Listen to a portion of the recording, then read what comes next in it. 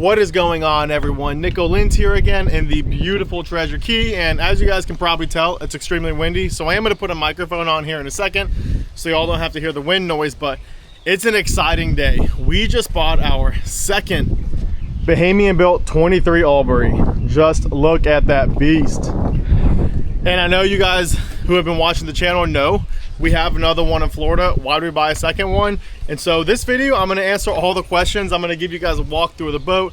I'm gonna go through what we plan to do to the boat because as you can tell, it's still fairly plain and unfinished. And so we're gonna get this thing absolutely kicking and tricked out like our other one. So stick around, it's gonna be a good video. Let's get the boat off the lift, get out on the open water and try to find somewhere that's a little bit wind protected, and I'll give you guys the full rundown. And really quickly, before I get going with the video, I do want to give a big shout out to Tide Tamer Boat Lifts. That's their phone number. Not a sponsor by any means. We paid for this boat lift, but the owner of Tide Tamer is a fellow Treasure Key homeowner. And so if you're looking for a boat lift in the Abacos, there's nobody else to talk to but Tide Tamer. You know, when this was getting installed, he came by to make sure it was done properly the entire time. Obviously, I can't guarantee he'll do the same for you, but the level of service we got through this entire purchase and install was through the roof. So a huge shout out to Tide Tamer because they really hooked us up with an awesome 30,000 pound lift so we can fit whatever we want on here.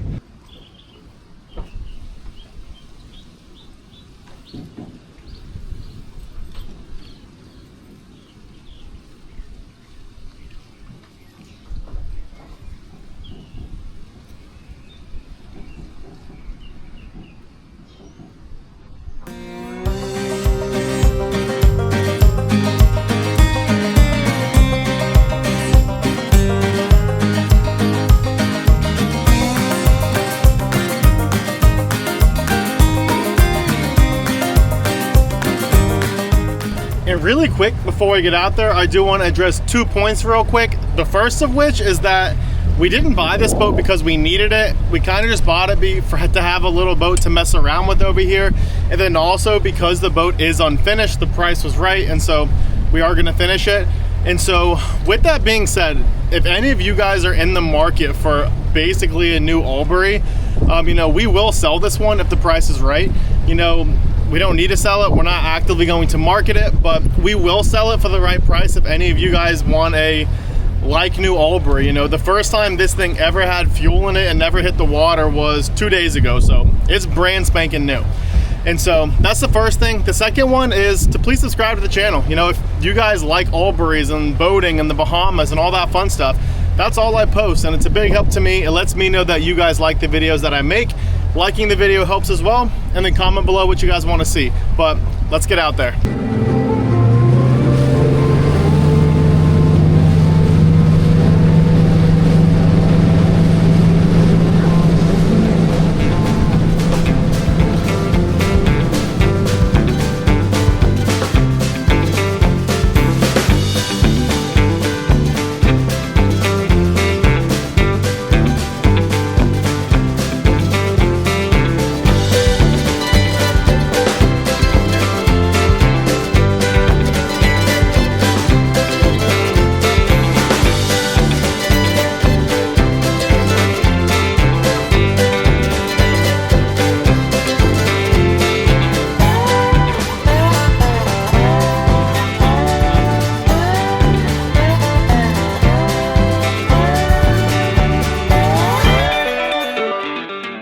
All right, so I made it out here and I actually found some protection behind the backside of Treasure here. You can see I'm in some pretty shallow water. It's a pretty area back here, and so what I'm doing now is actually exactly why we bought this boat. We have the Bahama 41, which obviously is an absolute beast of a boat, and for running around the islands and fishing with friends and family, there is no better boat in the world. However, doing this stuff, going back in the shallows, exploring the mangrove creeks, we can't really do that with that boat. And for those of y'all who watch a lot of my videos, you know that I'm thinking about bringing in one of our little flats boats over here. And so that will obviously amplify this exploration ability. I can get way up in the shallows with that. But this boat's gonna be an awesome little boat just to run up and down the mangrove creeks, run at the back like this. On a calm day, Melly and I have a boat to go whip around and not spend hundreds of dollars on fuel like we do on the Bahama. And so that's kind of why we bought this boat, just as a little boat to mess around with. And then also, you know, a friend of ours was building it and just didn't want to finish it because he didn't have a need for the boat anymore. So he gave us a pretty good deal on it. And so that's why we bought it. Let me give you guys a quick little walkthrough of the layout on this boat and how it's different from our one in Florida.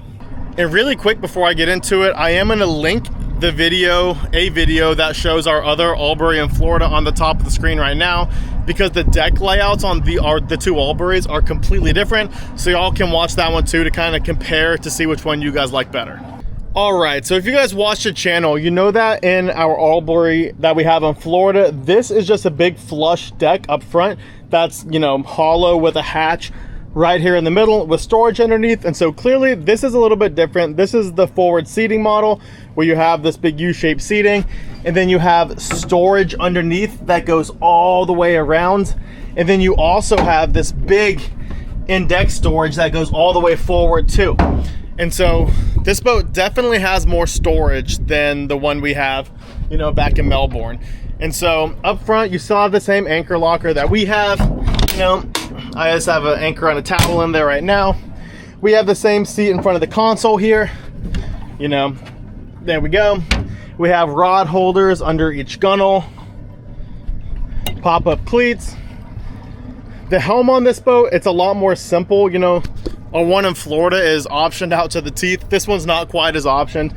You know, just have the Yamaha gauge, our Garmin, our Fusion head unit, and our radio, steering wheel, ignition, and throttle. And if you look under here, we have a switch panel temporarily wired up with those, you know, rocker switches. And the reason for that is we're actually going to get a nice, you know, push button Bocatech switch panel made for this boat. And so we didn't want them to permanently install that one yet and cut holes in the console. And so that's going to do its job until I get that and then get it shipped over here to install on the boat. And again, another thing you'll note here is that our other one, you know, has the insert here with the removable door. This one does not. However, I think I am going to get that made for this boat just because I like being able to close that up from water getting in, or, you know, lock bags in there where at least people can't see them. I do like that. And then our other one also does have a door right here on the side of the console to access that shelf up there. So we are going to put the door to access that shelf also. We have our leaning post with storage underneath. We have room for a cooler under here. We do have the flip up back seat. It's got legs. And then this one, again, because this is the forward seating model, on our other one, this is open and there's no scuppers on the corners. There's just a sump well in the middle under the splash well, and I'll put a picture of that in this video so you guys can better tell. And so if you get the forward seating though, you get this closed off, and this is just bilge access back there. You get scuppers in each corner, and then you also get the fish box. And so this one has water in it right now because the macerator pump to pump out the water out of that fish box, since it's below the water line, has a, you know, I needed to get a new fuse for that. And so ours in Florida does not have the fish box. That's just bilge access right there. And then back here, you know, standard splash well, no live wells, which we didn't want. We don't need those. And then a Yamaha F300, which I'm actually still breaking in this motor. You know, if I look over here on the Garmin display, I have a whopping 6 hours on the motor, 7 hours on the motor so far. And so you can see this boat really is pretty brand new. Oh, and another thing, I'm sure you see there's no T-top on the boat. We actually do have a Birdsall T-top for this boat in Florida already. And so we have to get that shipped here, and we're gonna get it installed, but we are gonna put a T-top on the boat. It just makes being out in the sun that much more enjoyable. And it's a Birdsall one, so, you know, that's the standard. So it's a soft top. That's the standard soft tops that all of these Alburys get. It's all Birdsall. And so it's gonna look pretty sweet. And so that's one of the things we're doing to it. I mentioned we're putting the door in, and I mentioned we're putting this door in. And so you can see we have the Fusion head unit, but there's no speakers anywhere around the boat. And so we're gonna add speakers, of course. And I think we're gonna go JL, because if we're gonna do it, might as well put the high-end stuff in it. And so I think we're gonna put two 8.8 speakers up there, two 7.7s, one on this side of the console and one on this side of the console. And then we're debating whether or not we want to put speakers in the bottom of the forward seating here. which obviously the more speakers, the louder it gets. My thing is I don't need this boat to be super loud. And then also inside of this, you know, storage under here, there is a liner. And so what I'm tapping now, it is not this exterior. So I'm drilling through this and then also through the liner. And there's gonna be a back of a speaker inside the storage compartment, which I'm not really sure that I want. You know, please comment down below what you guys think and if that's something that you think you would do.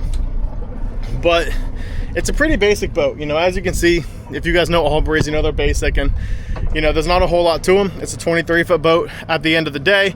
And so it's awesome. And so since we have the other one and we've done the other one up super nice, you know, there really is no need to, you know, for us to, like I said, do this one up quite as nice, because that one is. But since we did do that one up that nice, it gave us a lot of experience with the boat and what we want and don't want and need and don't need. And so this one's gonna be pretty slick. And so that's the boat. There's not a whole lot to it. You know, I'm excited. We have a second Albury in the family. And I know a lot of you guys are gonna be like, you already have one, why'd you buy it? You know, it's an addiction. And for those of y'all who know about these Bahamian Alburys, you know they're awesome boats. They're collector's boats. You know, the American ones are awesome too, but there's just a little bit something special about the Bahamian ones being built on a small shed on a small island, and they're all hand built. It's really cool. And so performance data, I'm gonna go ahead and link. I did do a full Albury 23 review of our other one, which is another Bahamian built one. So the performance is gonna be pretty similar. I'll link that on the top of the screen now, and I go through all the performance on that one and performance numbers. As this one sits right now, this one is gonna be a little bit faster and more efficient because there's not a whole lot on this boat right now. It's a pretty basic boat, and so it's light. It's very light, and there's no T-top on the boat, you know, which those things create a whole lot of windage. And so as this one sits, it will be a little faster and more efficient than my Albury in that video, but you know, it doesn't really matter. Once this one gets a T-top, it's gonna be about the same. I can tell you though, I really like running this boat without the T-top. You can feel the lack of wind resistance and weight and everything, and it's super cool. You know, I'll still take the T-top because, you know, the convenience in getting out of the sun. But if you just want pure performance, leaving the boat like this with no T-top would be awesome. And I think it's pretty slick looking without a T-top, if you know, if I don't say so myself. And so that's gonna about do it for this video. I just wanted to make this video to introduce you guys to this boat because you're gonna be seeing more of it on the channel. And the next video I post is actually going to be taking this boat in some extremely rough water.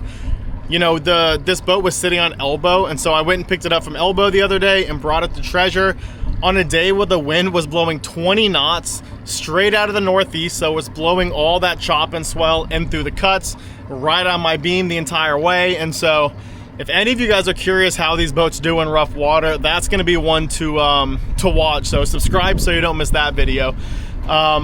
But yeah, I hope you guys like the boat. Please comment below the stuff that you wanna see me do with this boat, because we have it here and I'm always here. And so I can give you guys whatever videos you want. And so like the video as well. I'll see you guys in the next video.